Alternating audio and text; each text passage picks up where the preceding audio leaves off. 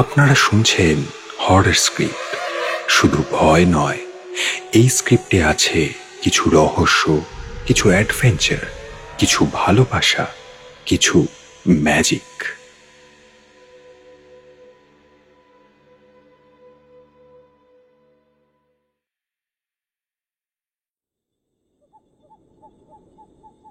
শ্মশানের সামনের ফাঁকা জায়গাটা বেশ শুনশান, তাই পাড়ার বখাটে ছোকরাদের দল রোজ রাতে এখানে এসে নেশা করে।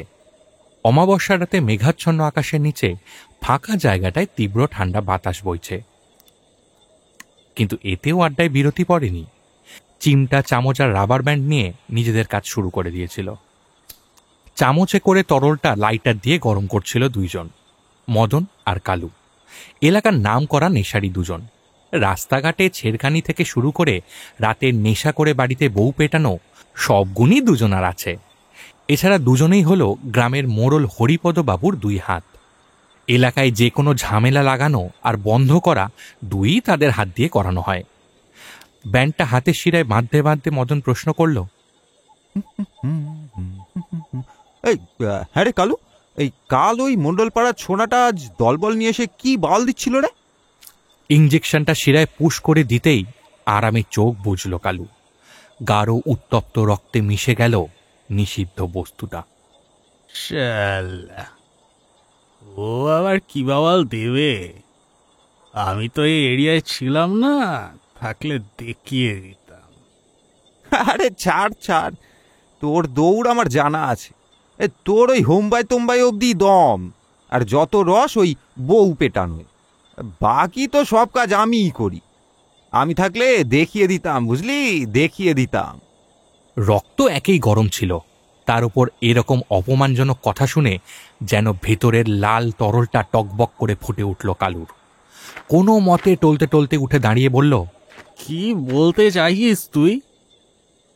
আমার সাহস নেই, আমার দম নেই? তুই দেখতে চাস আমার দম? মদন এখনো নিষিদ্ধ জিনিসটা প্রয়োগ করেনি, তাই তার হুঁশ পুরো মাত্রায় ছিল। বরাবরের মতোই তার খুব রাগ ছিল কালুর ওপর। মালটা সব কিছুতেই শেয়ার নিয়ে নেয় 50%। এমনকি যে কাজ ও নিজে সামলে নিয়ে করে, সেখানেও শেষ মুহূর্তে এসে একটু হোম্বাই তোম্বাই করে আধা আধি বকরা নিয়ে যায়। অনেকদিন ধরেই ভাবছিল কি করে এটাকে রাস্তা থেকে সরানো যায়। আজ মোক্ষম সুযোগ এসেছে, তাই কালুকে এই মুহূর্তে আরও একটু উস্কে দিল মদন। হ্যাঁ, দেখতে চাই তো, তবে আমি যা বলবো সেটাই করতে হবে, তবে বুঝবো তোর দম আছে। তুই খালি বল সালা, কি করতে হবে? ঝাঁকড়া গাছের পিছনের পোড়ো বাড়িতে একটা রাত কাটাতে হবে, আর ঝাঁকড়া গাছে রাতের বেলায় পেচ্ছাপ করতে হবে। কথাটা শোনা মাত্রই হয়তো কিছুক্ষণের জন্য কালুর নেশাটা উধাও হয়ে গেছিল, কিন্তু ভিতরের মরদজাতটা যে অপমানের আগুন বুকের মধ্যে জ্বালিয়ে দিয়েছে সেটা আর নিবল কোথায়। তাই বুক ঠুকেই হম্বিতম্বি করে বলল, ঠিক আছে ঠিক আছে, তাই করব। আমি এখন যাচ্ছি ওই বাড়িতে। কাল আমি একা ওই বাড়ি থেকে বেরিয়ে আসবো, আর দেখে নিস সালা, কালু মাস্তানকে চেনো না এখনো চাঁদু? কালু মাস্তানকে চেনো না? এ বলছি, এখনই যাবি তো? একা যাবি নাকি আমি পৌঁছে দিয়ে আসবো? হুম হুম চুপ সালা, আমি একাই যাব।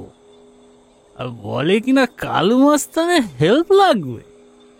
আমি একাই যাব, একাই। টলতে টলতে আর কিছু বিড়বিড় করতে করতে কালু এগোতে লাগলো গ্রামের দিকে। কালু মাস্তানের কাউকে হেল্প লাগবে না, আমি একাই যাব, একাই একাই একাই যাব। আমি কালু মাস্তান, সালা, একাই যাব। পিছন থেকে একটা ফিচলে হাসি হাসলো মদন। বেশ ভালোই উস্কে দেওয়া গেছে। কাজ শেষ, এবারে যা কাজ ডাইনি বুড়ি করে নেবে।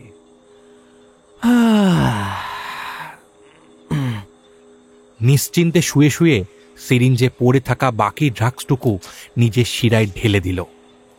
বড্ড আরাম লাগছে তার এখন। মনে হচ্ছে যেন জীবনের একটা বড় টেনশনের জিনিস বিদায় হলো। চোখ জুড়ে নেমে এলো এক রাজ্যের ঘুম। চোখ বন্ধ করার আগে রাতের মেঘলা আকাশটা যেন ঝাপসা হয়ে আরেকবার উঁকি দিল তার দৃষ্টিতে।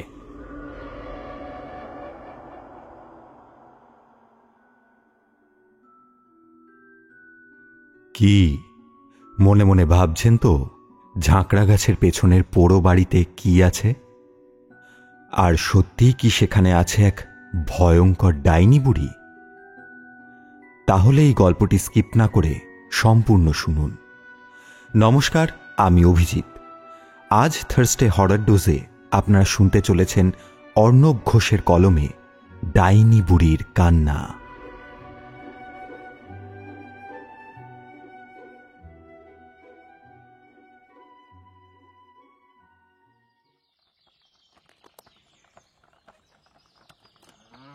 বাবু, আপনি এখানে গপ্প লিখতে এসেছেন? হ্যাঁ, অনেকটা সেরকমই বলতে পারো। শহরে প্লটের বড় অভাব, গ্রামে এলে অপশনটা বেড়ে যায় অনেক। আমি কিন্তু আপনারই একটা ভালো গপ্পের যোগান দিতে পারি। কিরকম গল্প? আমাদের গ্রামে একটা পুরা আদমরা ঝাঁকড়া গাছ আছে, আর সেই গাছের একটা স্পেশাল জিনিস আছে। ঝাঁকড়া গাছেরও স্পেশাল জিনিস? কি শুনি সেটা? অবশ্যই ঝাঁকড়া গাছের নিচে রাতের বেলা ডাইনি বুড়ির কান্না শোনা যায় বাবু। যে যায় সে মুইরা একেবারে কাঠ হয়ে যায়। ধুর, কি যে বলো! এই একবিংশ শতাব্দীতে এসেও তোমরা এসব বিশ্বাস করো? আপনি বাবু শহুরে লোক, গ্রামে বেড়াইতে আইছেন, তা আপনারা বিশ্বাস করবেনই বা কেন? তুমি কি কাউকে মরতে দেখেছো ওই ঝাঁকড়া গাছের নিচে? দেখছি তো, রাজু দাদারে মরতে দেখছি। সেটা কে আর কি করেই বা মরলো? ছাড়েন না দাদা বাবু, এখনই সব বলতে আর ভালো লাগে না। আপনার ভালো জনই কইলাম, আপনি শুনলে বাসি থাকবেন, না শুনলে।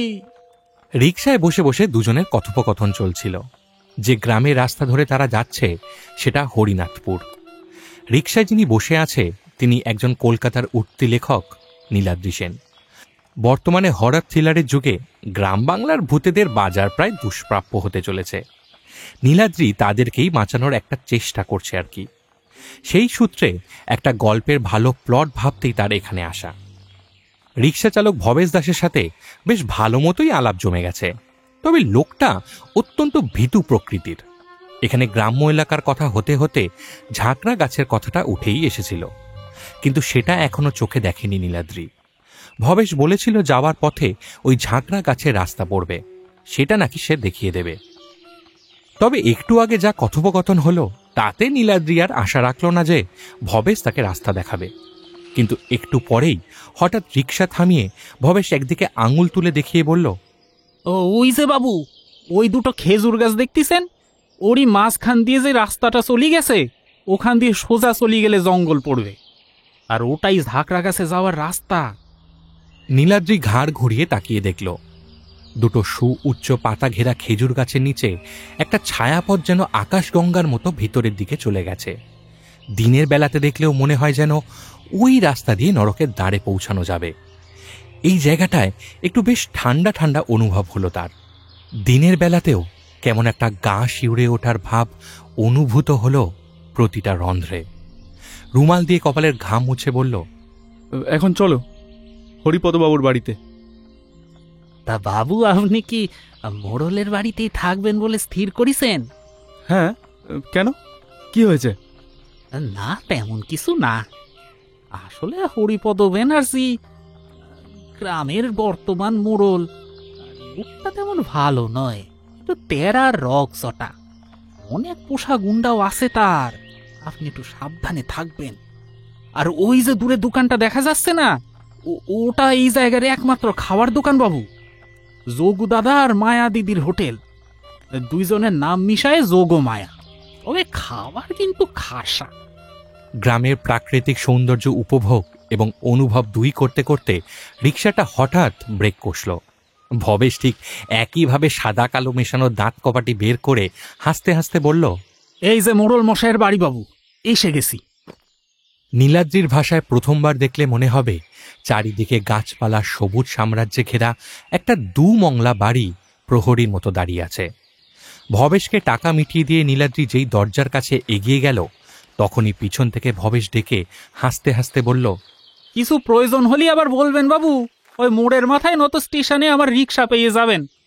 নীলাদ্রি দেখল ভবেশ একটা রহস্যময় হাসি হাসতে হাসতে মনের আনন্দে শীষ দিতে দিতে অলস ভঙ্গিতে রিক্সা নিয়ে সামনের বাঁকে হারিয়ে গেল। দরজায় কড়া নাড়তেই একজন সুদীর্ঘ মাঝবয়সী লোক এসে দরজা খুললেন। বয়স আন্দাজ 50-55 হবে। পরনে তার সাদা সুতির ধুতি বেশ পাট করে পরা, গায়ে কলঙ্কারি কাজ করা পাঞ্জাবি, ঠোঁটের উপরে মোটা পুরু গোঁফ থেকে আভিজাত্যের ছাপ চোখে পড়ার মতো। দেখেই বোঝা যায় ইনি এই গ্রামের মোড়ল হরিপদ চ্যাটার্জি। বেশ গম্ভীর গলায় তিনি বলে উঠলেন, কাকে চাইছেন? আগে আমি নীলাদ্রি সেন, কলকাতা থেকে আসছি। আপনার সাথে চিঠি মারফত কথা হয়েছিল ওই একটা ঘর ভাড়া নেওয়ার জন্য। ও, তা আপনি নীলাদ্রি সেন, আসুন, ভিতরে আসুন।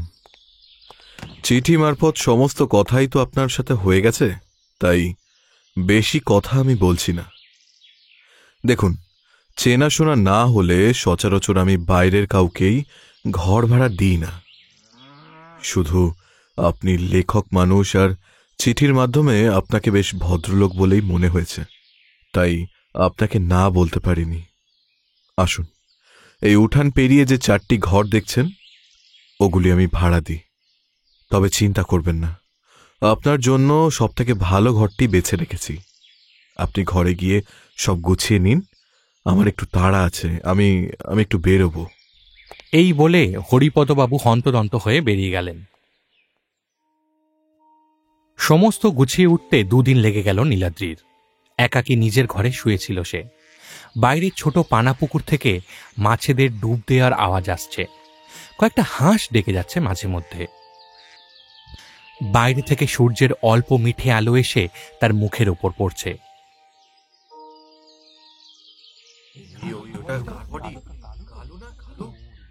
কিন্তু এমন স্নিগ্ধ সকালবেলায় একটা কোলাহল মতন শোনাচ্ছে বলে মনে হলো তার। হ্যাঁ, দূরে কোথাও যেন একটা কোলাহল হচ্ছে। বেশ কয়েকজন উত্তেজিত কণ্ঠে কি যেন বলছে। ঘুম ভেঙে উঠে বসে আরেকবার নতুন বাড়িটা ভালো করে ঝালিয়ে নিল সে। ভাড়া নিয়েছে 1100 টাকা। এদিকে থাকার জায়গা দেখো, এটা নাকি আবার স্পেশাল রুম।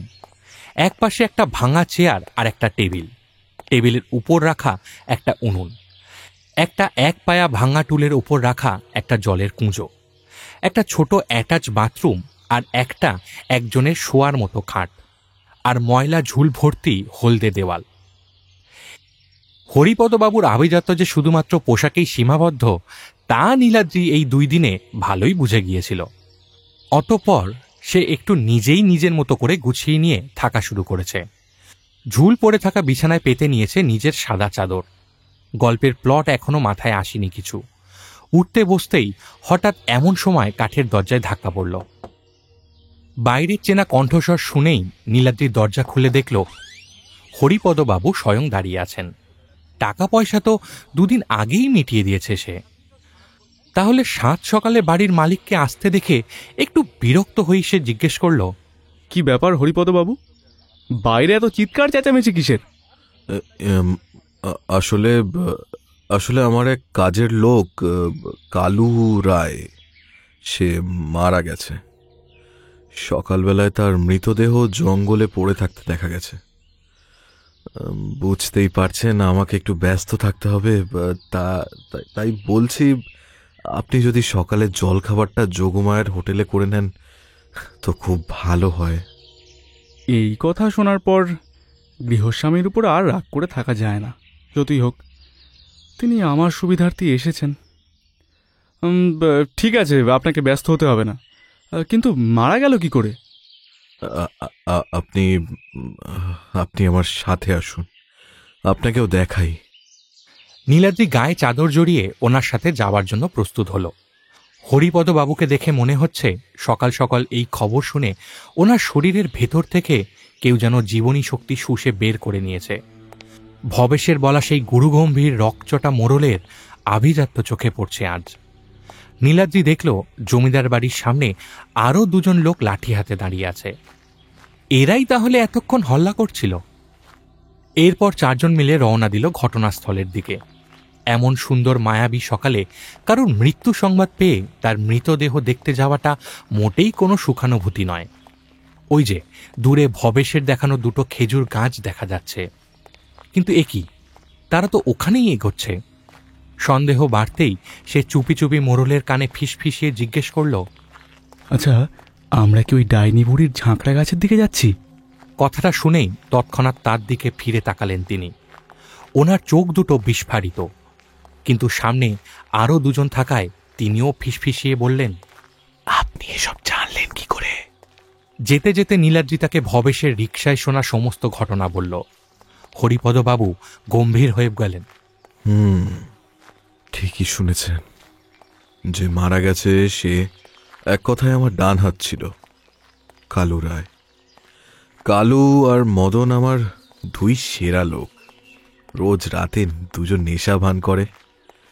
দুদিন আগে রাতে মাতব্বরি মেরে নিজের সাহস দেখাতে গিয়ে কালু এখানে রাত কাটাতে আসে। শুধু রাত কাটাতে নয়, ওই ঝাঁকড়া গাছেও কি আর বলবো। চলুন দেখি কি অবস্থা। হাঁটতে হাঁটতে তারা এতক্ষণে জঙ্গলের ভেতরে ঢুকে এসেছে। বেশ কয়েকটা চীনা পাখির ডাক শোনা যাচ্ছে। সূর্যের আলো এমনিতেই কুয়াশায় ঢাকা ছিল। এখানে তো প্রায় অন্ধকার। পাতা ঝরা রাস্তা দিয়ে হাঁটতে হাঁটতে বেশ কিছুটা এগোতেই চোখে পড়ল সেই ঝাঁকড়া গাছ। সত্যিই ঝাঁকড়া বটে। বেয়ারার মতো কোনো নির্দিষ্ট আকৃতি ছাড়াই যেন বেড়ে উঠেছে। কয়েকটা ডালে কেবল পরগাছার মতো পাতা গজিয়ে উঠেছে। তার কাণ্ডের নিচের কিছুটা অংশে পুড়ে যাওয়ার লক্ষণ রয়েছে। এক কথায় মরা গাছ বলা চলে।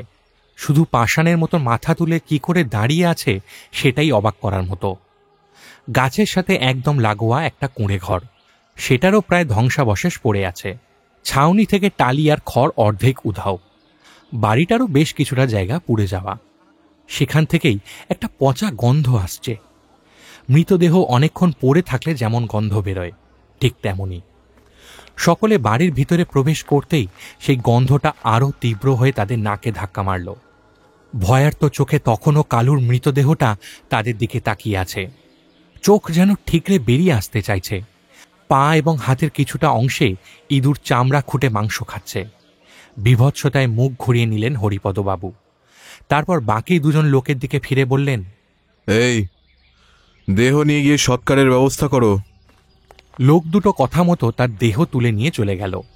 ইতিমধ্যে নীলাদ্রি ঘরটা ঘুরে ফিরে দেখতে থাকল। মাটির দেওয়াল ছিল এককালে। ঘরে একটাই মাত্র জানালা, তার একটা পাল্লা নেই আর একটা ভেঙে ঝুলছে। দুটো চামচিকি উপরে দেওয়ালে বসে আছে। একদিকে একটা ভাঙাচোরা খাটিয়া, তার উপর আধ পোড়া এবং আধ খাওয়া কিছু কাপড় রাখা। এই খাটে বসলে সোজাসুজি দরজা, আর দরজার বাইরে সেই ঝাঁকড়া গাছ দেখা যায়। সেই খাটের সামনেই কালুর দেহ পড়েছিল।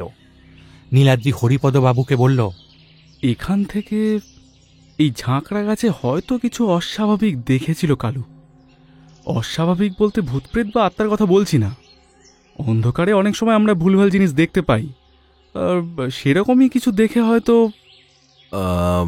আপনি খুব একটা ভূত প্রেত এসবে বিশ্বাস করেন না, তাই না? এটা একবিংশ শতাব্দী চলছে হরিপদবাবু।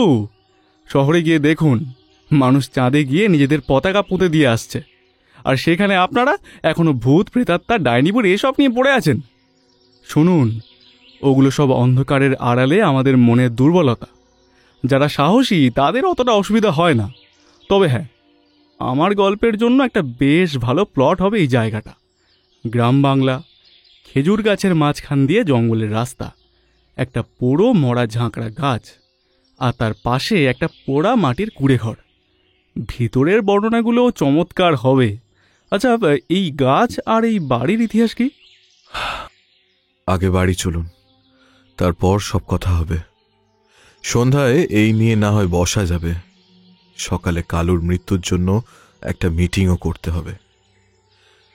এদিকে আরেকজনও উধাও হয়ে আছে, না জানি কোথায় নেশা করে পড়ে আছে। কে সে? আপনার ওই মদনা? হ্যাঁ, ওই হয়তো যা করার করেছে। কালু কেন নেশা করে এই বাড়িতে এলো, উত্তর সব ওই দিতে পারবে। খুঁজে পেলে চাপকে লাল করে দেব একদম।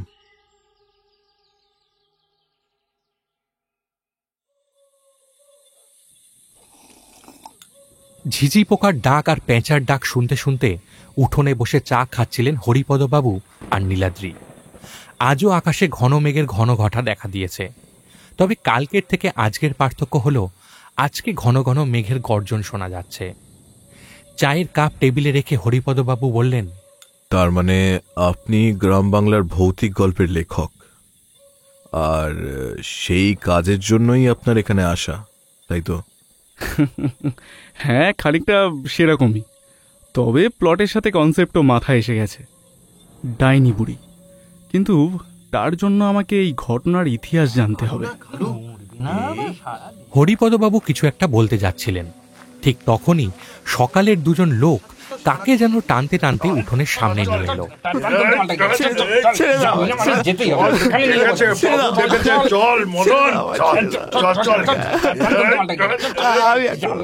জীর্ণকায় চেহারায় বেশ কয়েক ঘা লাঠির বাড়ি পড়েছে বলে মনে হচ্ছে। সকাল থেকে এতক্ষণ এই মহাশয়েরই খোঁজ চলছিল। নীলাদ্রি বুঝতে পারল এই হলো মদন। লোক দুটোর কথা অনুযায়ী মদন আজ সকাল থেকে নিজের শ্বশুর বাড়িতে ঘাপটি মেরে লুকিয়েছিল। হরিপদবাবু উঠে দাঁড়াতেই সে প্রায় এক লাফে ওনার পায়ে পড়ে কাঁদতে কাঁদতে বলল, আমায় ক্ষমা করে দিন বাবু, আমায় ক্ষমা করে দিন।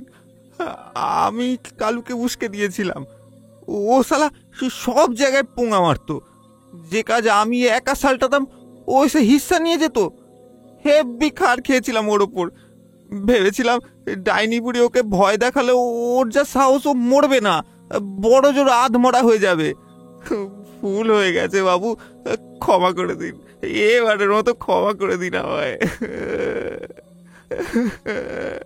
হরিপদবাবু তার সকল কথা শুনলেন, কয়েক মুহূর্ত কিছুই বললেন না। তারপর লোক দুটোর দিকে ফিরে চোখের ইশারায় তাকে নিয়ে যেতে বললেন। এই ভিতরে নিয়ে গিয়ে আরো ঘা কতক লাগাও একে। কালুকে আধমরা করতে চেয়েছিল, এখন ওকে আধমরা করে দাও। যাও, এক্ষুনি নিয়ে যাও। মদন আবার উচ্চস্বরে কাঁদতে থাকলো। লোক দুটো ওকে টানতে টানতে ভাড়া দেওয়া ঘরগুলোর পিছনের দিকে যে পুকুরটা রয়েছে সেখানে নিয়ে চলে গেল। অন্ধকারের মধ্যে মদনের আর্তচিৎকার আস্তে আস্তে ধামাচাপা পড়ে গেল।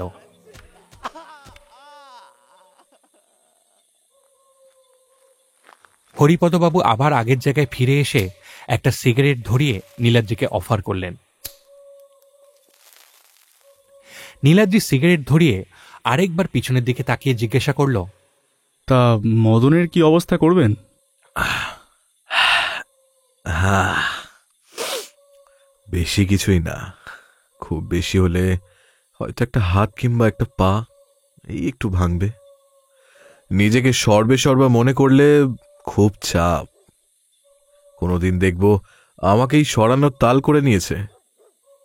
যাই হোক, আপনি ঝাঁকড়া গাছের ঘটনা শুনবেন বললেন তো? চেয়ারে হেলান দিয়ে বসে সিগারেটের একটা ধোঁয়ার রিং ছেড়ে হরিপদবাবু বলা শুরু করলেন।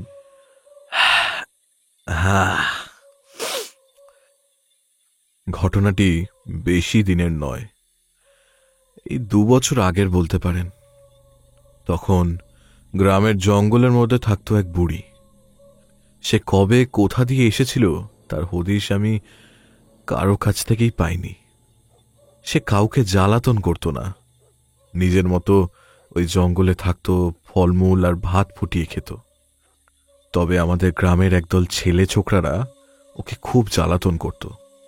এই ধরুন, গাছে উঠে তার বাড়ির টালিতে ঢিল ছুঁড়ে মারত, কিংবা ধরুন 3-4 দিন আগে গাছ থেকে ফল পেড়ে এনে তার পচে যাওয়া খোসা রাতের বেলায় বুড়ির কুড়ে ঘরের দরজার সামনে ফেলে রাখত। সাত সকালে দরজা খুলে যদি আপনি এক রাশ পচা ফলের গন্ধ আর খোসা পান, তাহলে কার না মাথার ঠিক থাকে বলুন তো? বুড়ি এইসব কাজ কারবারে অতিষ্ঠ হয়ে তাদের ওপর চিৎকার চেঁচামেচি করত, গালাগালি করত, এমনি মাঝে মাঝে সাপসাপান্ত পর্যন্ত করত। অবশ্য সেটা করাই স্বাভাবিক। আপনি যদি কিছু না করা সত্ত্বেও কেউ যদি বারবার আপনার বাড়ি এসে আপনাকে জ্বালাতন করে, কাহাতক আপনি সেটা সহ্য করবেন বলুন তো? তো গ্রামের লোকেরা এই নিয়ে বিশেষ মাথা ঘামাতো না। আমরাও আর বিশেষ আমল দেইনি, যতদিন না পর্যন্ত সেই একটা ঘটনা ঘটল। কোন ঘটনা? বুড়ি ওইসব বাচ্চাদের একটা অভিশাপ বারবার দিত। একবার যদি সে হাতের নাগালে সবাইকে পায়, তো শুধু এই গ্রাম থেকেই না, পুরো দুনিয়া থেকে তাকে অদৃশ্য করে ছাড়বে। শুরুর দিকে কেউ এসব পাত্তা দিত না, কিন্তু পরে একদিন সবাই জানতে পারল বুড়ি নাকি তন্ত্রমন্ত্র ঝাড়ফুঁক জানত। তখন থেকেই একটা অজানা ভয় আমাদের মধ্যে বাস করতে শুরু করল। বুড়ি যা বলতো সেটাই না সত্যি হয়ে যায়, আর হলো তাই। একদিন হঠাৎ করে আমাদের পাড়ার ওই ছেলে ছোকরাদের দলের যে পান্ডা ছিল বিশু, সে উধাও হয়ে গেল। সারাদিন খোঁজ খোঁজ রব চলল, কিন্তু ওই ছেলেকে আর কোথাও খুঁজে পাওয়া গেল না। বুড়ি এদিকে কি করে যে এই খবরটা পেল বুঝতে পারলাম না। হঠাৎ জঙ্গল থেকে বেরিয়ে এসে সে তার ভাতের হাতা মাথার ওপর উঁচিয়ে ধরে চিৎকার করে বলে উঠল, বেশ হয়েছে, সারাদিন আমাকে জ্বালাতন করা জন্মের মতন গুচে যাবে। সব অকাল কুসুমান্ডের দল। হ্যাঁ রে, তোদের মরণ হয় না কেন? কথাগুলো গ্রামের কিছু লোক শুনেছিল, আর তার সাথে শুনেছিল ওই বিশুর মা বাবা। একে তো সন্তান হারানোর কষ্ট, তার উপর এরকম কথাবার্তা শুনে তারা গ্রামের সবাইকে নিয়ে চড়াও হয়েছিল আমার বাড়ি। তাদের দাবি বুড়ি তাদের ছেলেকে তন্ত্রমন্ত্র করে কিছু একটা করেছে, আমি যেন উপযুক্ত ব্যবস্থা নিই। কিন্তু আমি তখনই কিছু করতে চাইনি। ভেবেছিলাম আরও একদিন খোঁজাখুঁজি করব, কিন্তু পরের দিন বিকেল অবধিও যখন তাকে পাওয়া গেল না, তখন আর কারোর ধৈর্য থাকল না। আমারও তখন মনে হয়েছিল যে আরও দেরি করলে বিপদ অতিরিক্ত হতে পারে। সেদিন সন্ধ্যায় হাতে একটা করে মশাল নিয়ে সবাই গেলাম বুড়ির বাড়িতে। একসাথে এত লোক চড়াও হতে দেখে বুড়িও একটু ভয় পেয়ে গেছিল। বিশুর বাবা মা বুড়িকে বাইরে বের করে তার ঘর তন্ন তন্ন করে খুঁজল, কিন্তু কোথাও কাউকে পাওয়া গেল না। রাগে ক্ষোভে অন্ধ হয়ে সমগ্র গ্রামবাসী বুড়িকে শাস্তি দিতে ওকে ডাইনি অপবাদে ঝাঁকড়া গাছের সাথে বেঁধে দিয়ে তাতে আগুন ধরিয়ে দিয়েছিল। জ্যান্ত পুড়িয়ে মেরে ফেলে তাকে, আর তার সেই বাড়িও আগুন ধরিয়ে দেয়।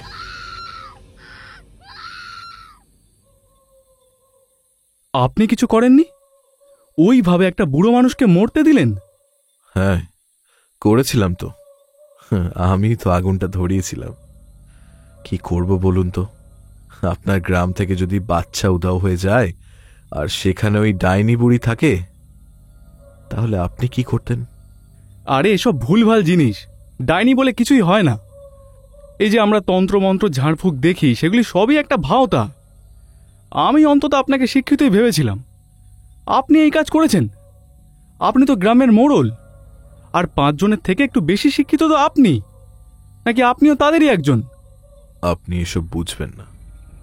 অবশ্য আবার এসব না হলে আপনাদের মতো লেখকের তো লেখার রসদই থাকবে না। যাই হোক, তো সেই ডাইনি মরার আগে পুড়তে পুড়তে চিৎকার করে বলেছিল,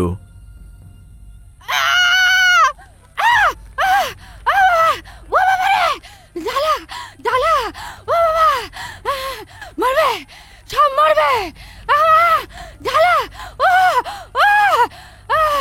সব কটাকে মারবো। কি যন্ত্রণা! ও বাবা, দিলে দিলে দিলে মারবো, দিলে দিলে মারবো।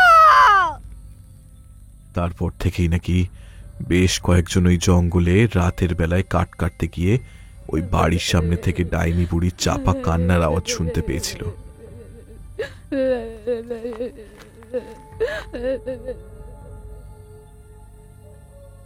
কালু মারা যাওয়ার আগে আরও একজন মারা গিয়েছিল, আর আজ এই কালুকে নিয়ে 2 নম্বর লোক হলো। ঘটনা সম্পূর্ণ শুনে একটা দীর্ঘ নিঃশ্বাস ফেলে হেলান দিয়ে বসল নীলাদ্রি। একগুচ্ছ জমাট অন্ধকার আর নীরবতা গ্রাস করল মোড়লের বাড়িটা। বাইরে থেকে ঝিঝি পোকার ডাক শোনা যাচ্ছে। হঠাৎ নীলাদ্রি একটা অদ্ভুত আবদার করে উঠল। আমি আজ রাতে এই বাড়িতে থাকবো। এই আপনি কি বলছেন? আপনি আমার ভাড়াটিয়া। যদি আপনার কিছু হয়ে যায় তাহলে সম্পূর্ণ দায়ভার আমার ঘাড়ে এসে পড়বে। আমার মধ্যে শিক্ষা দীক্ষা আছে।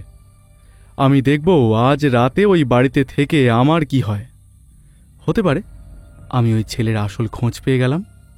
আর শুনুন, এই মুহূর্ত থেকে আমি আর আপনার অতিথি নই। তাহলে আপনার দায়ভারও থাকলো না।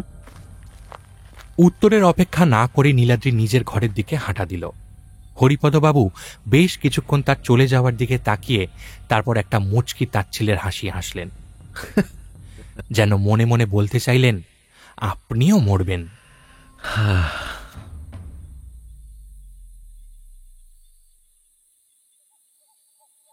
হরিপদবাবু, আমার মনে হয় কি ওই বুড়ির ঘরে তন্ত্রমন্ত্র করে পাওয়া অনেক ধনরত্ন আছে। আমার দাদু আমায় বলতো সাধক ফাধকরা নাকি এসব করে দেবদেবীদের থেকে অনেক বড় ধনরত্ন পায়, আর সেগুলো লুকিয়ে রাখার জন্যই নাকি ওরা বাকি মানুষদের থেকে একটু আলাদা থাকে। তাহলে তুই কি বলতে চাইছিস? ওই ডাইনি বুড়ির ঘরেও ধন সম্পদ আছে নাকি? থাকাটা অসম্ভব তো কিছু না। আমি বলি কি, ওইগুলো আমরা তো নিয়ে নিতে পারি। কিন্তু কিভাবে? কাল আমি শুনেছি ওই বুড়ি চিৎকার করে বাচ্চাদের বলছিল মেরে এই দুনিয়া থেকে বার করে দেবে। আমরা দলের পান্ডাটাকে তুলে গায়েব করে দিই। গ্রামের লোকেরা ভাববে বুড়ি এই কাজ করে, ব্যাস তারপর বুড়িকে সবাই মিলে মারবে। রাতে সুযোগ বুঝে আমরা সব খাজনা ভাগ বাটোয়ারা করব। কিন্তু কালু, আমি শুনেছি এসব সাধক ডাইনি নাকি অভিশাপ টভিশাপ দিলে সেটা ফলে যায়। ও যদি বুঝতে পেরে আমাদেরও সেরকম কিছু দিয়ে দেয়? আপনি না মাইরি বড্ড ভয় পান। বলছি তো কিছু হবে না। শুনুন, ওই দলের পান্ডা বিশু ভোরবেলায় পুকুর ঘাটে স্নান করতে যায়। কালই ওখান থেকে ওকে তুলে নেব, আপনার ভাড়ার ঘরে এনে লুকিয়ে রাখবো। কারো সন্দেহ হবে না যে আপনি সরিয়েছেন। তারপরে একটু নাটক, আর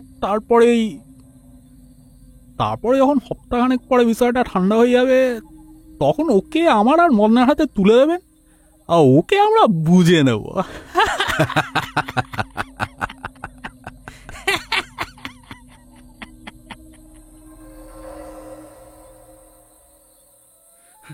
একটা তীব্র অট্টহাসির মধ্যে এক ধাক্কায় ঘুমটা ভেঙে গেল নীলাদ্রির। ধরফর করে উঠে বসল সে। ও, স্বপ্ন দেখছিলাম তাহলে। কিন্তু এরকম অদ্ভুত স্বপ্ন দেখার মানে কি? আর এই স্বপ্ন দেখলামই বা কেন আমি? আশেপাশে মুখ ফিরিয়ে দেখল সে সেই ডাইনি বুড়ির ঘরের মেঝেতে 17 ইঞ্চি পেতে শুয়েছিল। কখন যে ঘুমিয়ে পড়েছে খেয়াল নেই। ঠান্ডা একটা আরামদায়ক বাতাস বইছে। হঠাৎ একটা বৃদ্ধা কণ্ঠে চাপা কান্নার আওয়াজ শুনতে পেল সে। কেউ যেন গুমড়ে গুমড়ে কাঁদছে। সেই শব্দ প্রতিধ্বনিত হয়ে তারই কানে ফিরে আসছে। তবে আওয়াজটা আসছে বাইরে থেকে। উঠে দরজা খুলতেই নিশীথের গাঢ় অন্ধকার যেন তাকে ঘিরে ধরল। সামনে দাঁড়িয়ে আছে ঝাঁকড়া গাছটা। ওই গাছটা থেকেই কান্নার আওয়াজ আসছে।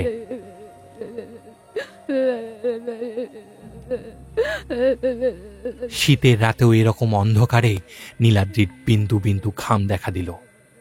সে এসব ভূত প্রেতে বিশ্বাস করে না, কিন্তু এই মুহূর্তে তার মন অত্যন্ত দুর্বল হয়ে পড়েছে। আধার রাতেও এরকম কান্নার আওয়াজ শুনে তার আত্মবিশ্বাসেও যেন চির ধরেছে। ধীরে ধীরে মরা ঝাঁকড়া গাছের দিকে এগিয়ে গেল সে। একটা বিভৎস মরা পচা পোড়া গন্ধ নাকে আসতে থাকলো তার। হঠাৎ তার নজর ধীরে ধীরে গাছের উপরের ডালে পড়ল। ওটা কি? গাছের ডাল থেকে কি যেন ঝুলছে। না, ঠিক ঝুলছে না, কেউ যেন পা দোলাচ্ছে। তার লম্বা খোলা চুলগুলো যেন শীতের হাওয়ায় উঠছে। ভয়ে হাত পা হিম হয়ে এলো তার। মুখ থেকে যেন আওয়াজ ছুটছে না।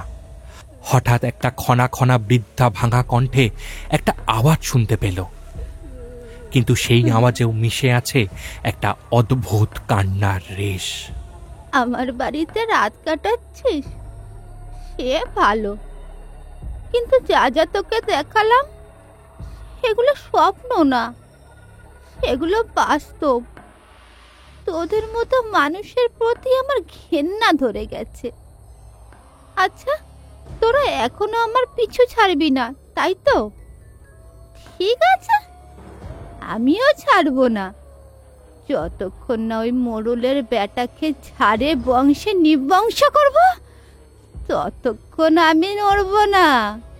কিন্তু আমি এই জঙ্গল থেকে বেরোতে পারি না। আজ তোকে পেয়েছি, বেশ নাদুস নুদুস চেহারা তো তোর, তোকে মেরেই আজ সুখ পাই, কি বলিস?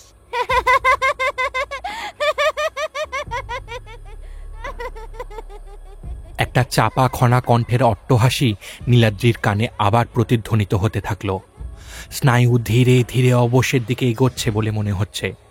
চোখের সামনে দৃষ্টি ঝাপসা হয়ে আসছে। ধীরে ধীরে সেখানেই অচৈতন্য হয়ে পড়ল তার দেহটা। চোখের সামনেটা সম্পূর্ণ অন্ধকার হওয়ার আগে যেন একটা পুড়ে যাওয়া মাংস খোবলানো রক্তাক্ত হাস্যময় বৃদ্ধার মুখ তার সামনে ভেসে উঠল।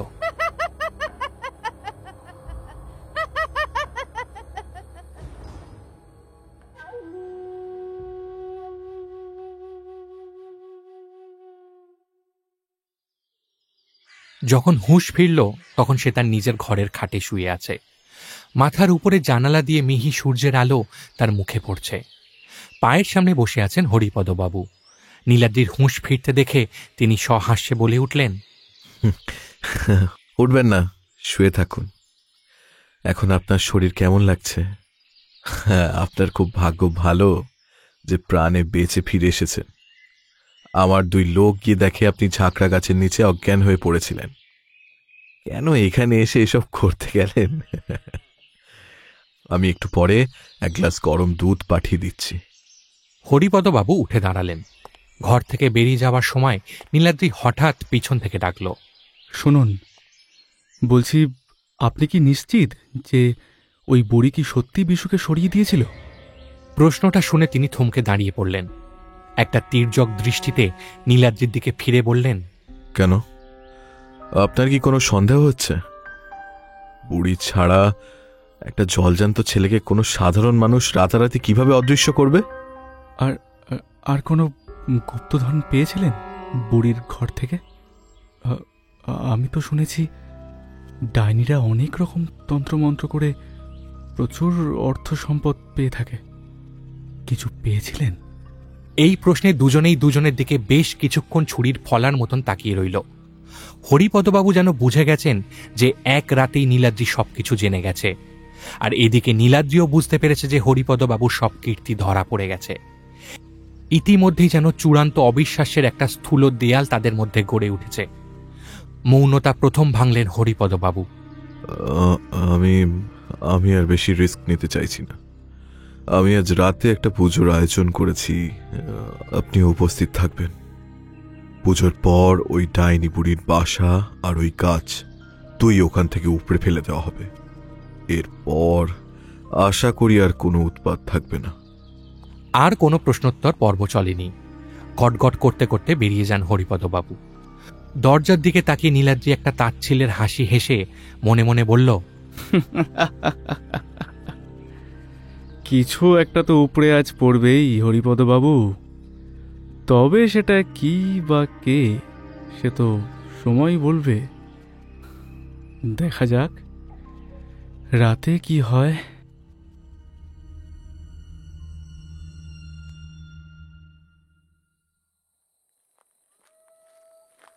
ঝিঝি পোকার শেয়ালের ডাকের মধ্যে দুজন লোক সহ নীলাদ্রি আবার এলো সেই ঝাঁকড়া গাছের সামনে।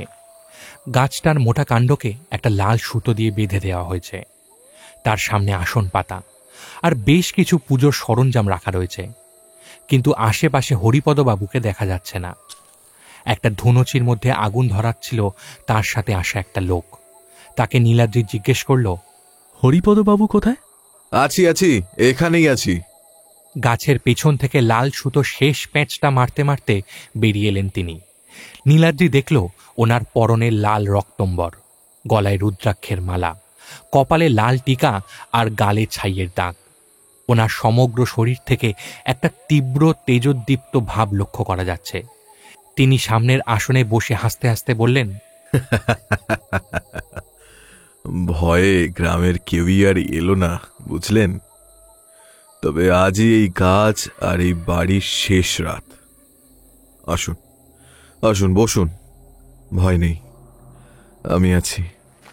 নীলাদ্রি একবার গাছের উপরের ডালে তাকিয়ে চুপচাপ গিয়ে বসল। ঠান্ডা বাতাসের রেশ যেন হঠাৎই বেড়ে উঠল। গায়ের চাদরটা আরেকবার ভালো করে জড়িয়ে নিতেই তার নজর গেল সামনে রাখা পুজোর উপকরণের দিকে। সেখানে একটা ঘটের ওপর একটা ডাব রাখা, তার উপর একটা লাল গামছা, ডাবের গায়ে সিঁদুর দিয়ে কী সব যেন আঁকা। তার একপাশে কিছু গোটা ফল আর একটা গোটা মাছ রাখা আছে। প্রত্যেকটা বস্তুর গায়ে সিঁদুর আর হলুদ লেপা আছে। হরিপদবাবু প্রথমে প্রত্যেক বস্তুর ওপর নিজের বাম হাতের তর্জনী আর কনিষ্ঠা স্পর্শ করে বিড়বিড় করে কিসব মন্ত্র আওড়ালেন। ওম ধর ধর ধর যথাভূতা পাতাল ঘর, ওম ধর ধর ধর যথাভূতা পাতাল ঘর, ওম ধর ধর ধর যথাভূতা পাতাল ঘর। এতক্ষণ ধরে সে খেয়াল করেনি সাহায্যকারী লোকটা একটা যজ্ঞস্থল তৈরি করছিল। সেখানে অগ্নি সংযোগ করে হরিপদবাবুর অন্য পাশে গিয়ে বসল সে। হরিপদবাবু এরপর সেই ফল আর মাছ এক এক করে অগ্নিতে আহুতি দিতে থাকলেন। হ্রিং ক্রিং কালই হংস ভূত প্রেত পিশাচং বধং দুর্লং দুর্বলং ভব, ওম নমঃ চণ্ডিকায় নমঃ। তারপর বেশ কিছুক্ষণ নীরব হয়ে চোখ বন্ধ করে বসে রইলেন। ঘোর কৃষ্ণকায় অন্ধকার থেকে আগুনের মর্মর ধ্বনি ছাড়া আর কিছুই শোনা যাচ্ছে না। হঠাৎ করেই বাতাসটা অদ্ভুত ঠান্ডা হয়ে গেল। নীলাদ্রি নিজের গায়ের চাদর আরও ভালো করে জড়িয়ে নিল।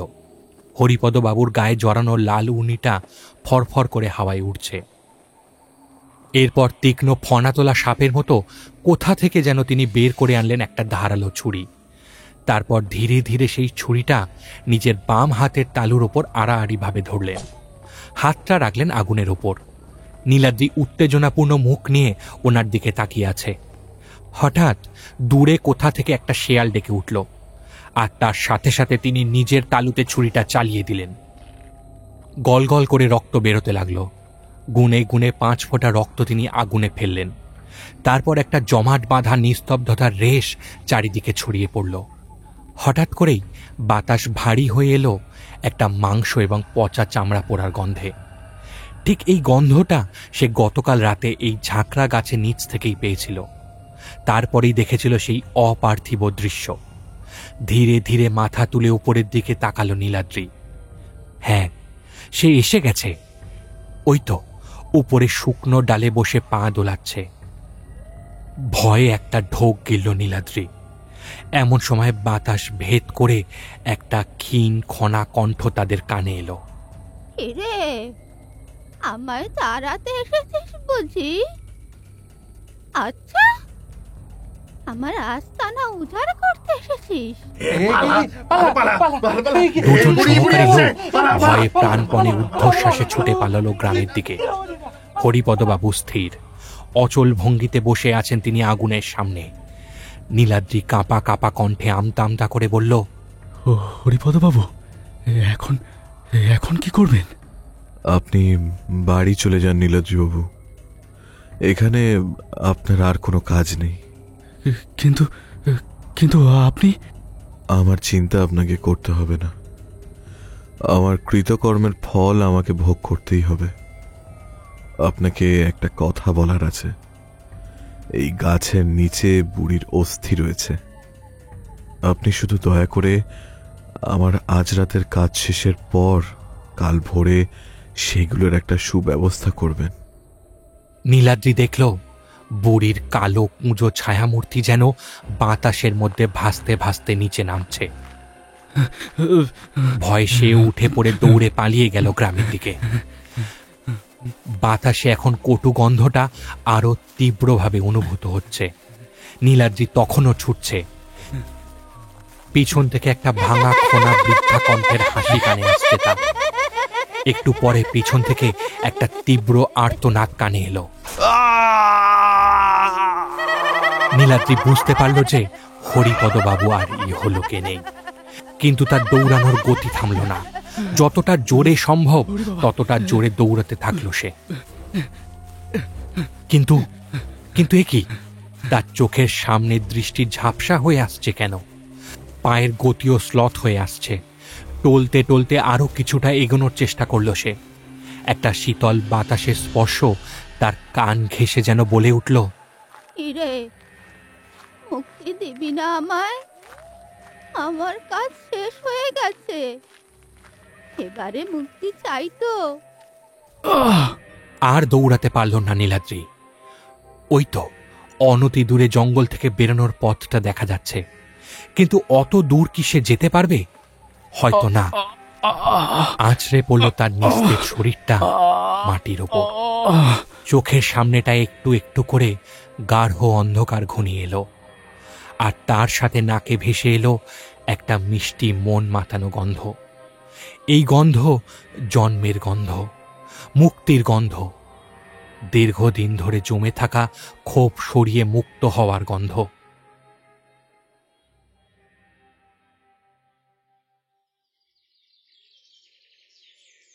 পরের দিনের ভোরের মিঠে আলো নীলাদ্রির চোখে মুখে পড়তেই তার ঘোর কাটল। সমস্ত বিষয়টা ঝালিয়ে নিতে তার একটু সময় লাগল। মাথার ভিতরটা খুব যন্ত্রণা করছে। কাল রাতের ঘটনাগুলো সব এক এক করে মনে পড়তে থাকলো তার।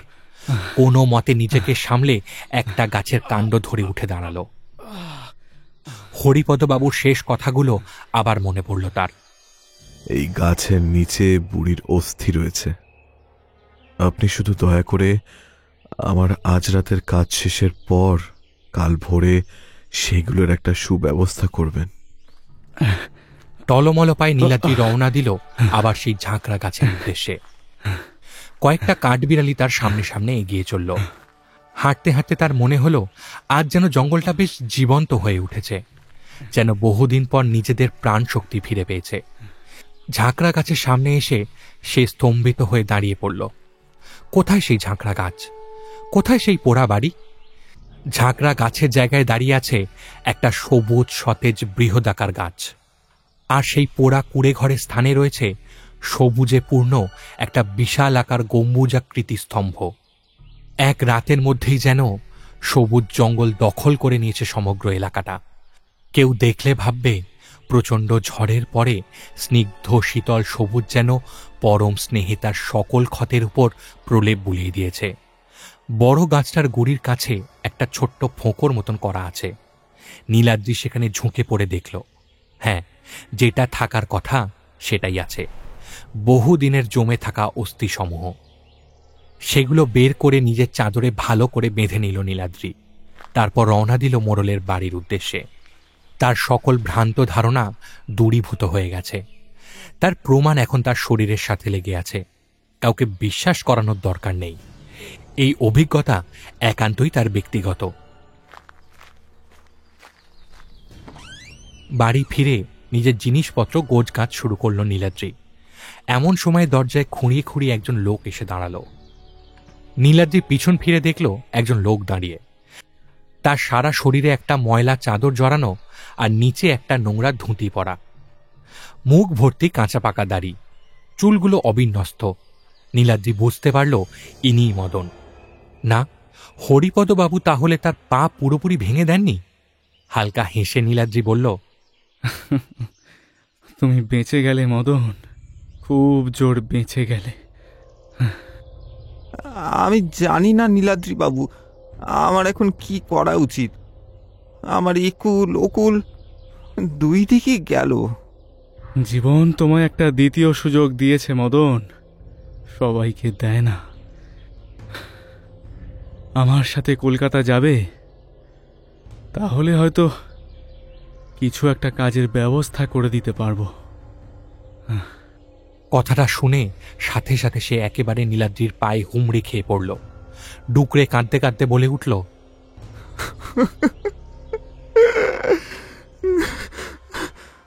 আমি আপনার কেটা গোলাম হয়ে থাকবো বাবু, কেটা গোলাম হয়ে থাকবো।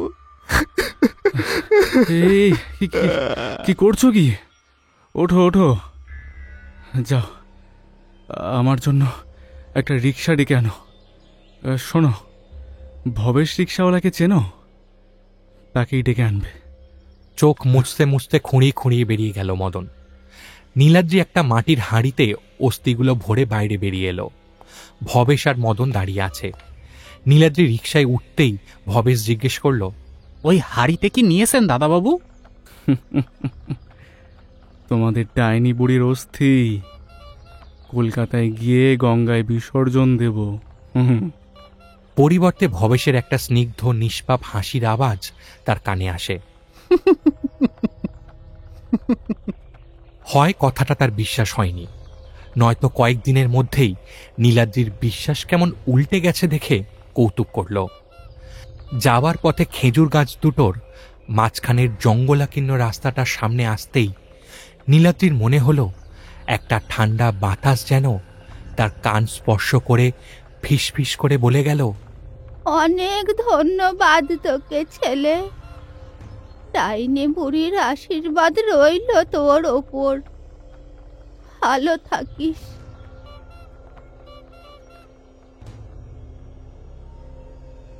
ডাইনি বুড়ি বা ডাইনির কাহিনী বিভিন্ন সংস্কৃতিতে রহস্যময় ও ভয়াবহ চরিত্র হিসেবে পরিচিত।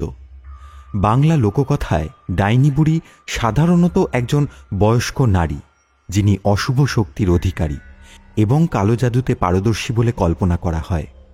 তাকে অন্ধকার জগতের প্রতিনিধিত্বকারী রূপে দেখানো হয়, যার কাজ হল মানুষের ক্ষতি করা বা অভিশাপ দেওয়া।